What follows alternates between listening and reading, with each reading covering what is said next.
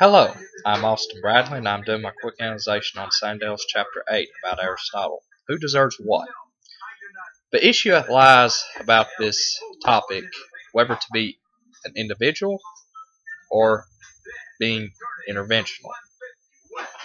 And out of the two choices, I would prefer about being in a career path or furthering my education.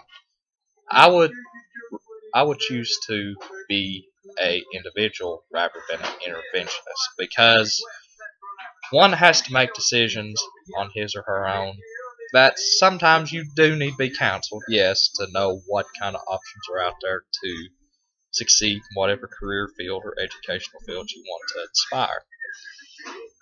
But at the same time, you don't want to be forced to do something that you may change your mind about doing down the road and could cost a lot of time and a lot of money for something that at the end you will not want to pursue.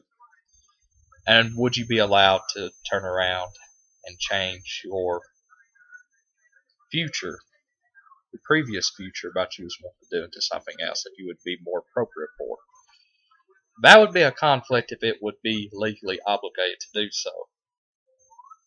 Like say, okay, I'm still in high school and it's a state law that I have to be counseled and based on my objectives of strength, whether intellectually, physically, emotionally, however. If you had to do something and had to stick to it just based on for free provisions that, say, a counselor forces you to do, and you do go through with it, yes, but then you decide, well, this is not something that I want to go further about because I just don't like what I'm doing, could you change? That would be the conflict there. That's why I wouldn't, if it wasn't for that, then it would somewhat be okay. Everybody has to be counseled one way or another. Ever since we're born, we have to be counseled from our parents, guardians, all the way up until our older days. So, but I am for being an individualistic mindset. Explore things myself. Try to do things that would help me in the long run, but I know that I would enjoy throughout. And my TOs, I have a fascination of history and politics.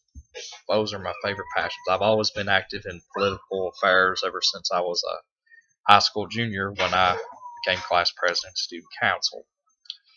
And I served both positions for 2 years. And recently, last year I ran for county commissioner here from which I reside. Of course, I lost, but I did try to be active in political affairs. And at the same time, I love history. Anything history, especially definitely of pre-antebellum. I'm also a Civil War Trust member, and it's just something where if you take further interest in American history, you're furthering your civic duties. The way I see it, it's just fascinating to do, and I just love all that. And the only thing that I am messing up on, of course, would be just making sure that I'm up to date on what's going on politically and as well as historically around me. See, the world is getting into a type of situation where there's worry and conflict, like with France, for instance. And you have to be aware to be diplomatic on things and to try to reach on both sides of the aisle about what's going on. And there's less compromise and more demise in political work that I see. So if I was to work into something as a political aide, speechwriter, or to teach younger people about the many things about historical and political preferences, either up from the middle school arena all the way up to college, it would be something that I would truly would enjoy. And maybe down the road I might be a licensed lawyer. Who knows? I'm still rolling that around in my mind. Just making sure that things can conform and where you can convey would be my only insecurities right now, but I am very strong about what I'm wanting to do to combine my passions, my fervent desires of being active in historical and political preferences. So it is very great for me, and I just enjoy it. I just love knowing anything that's going on, not only in American history, but as well as world history.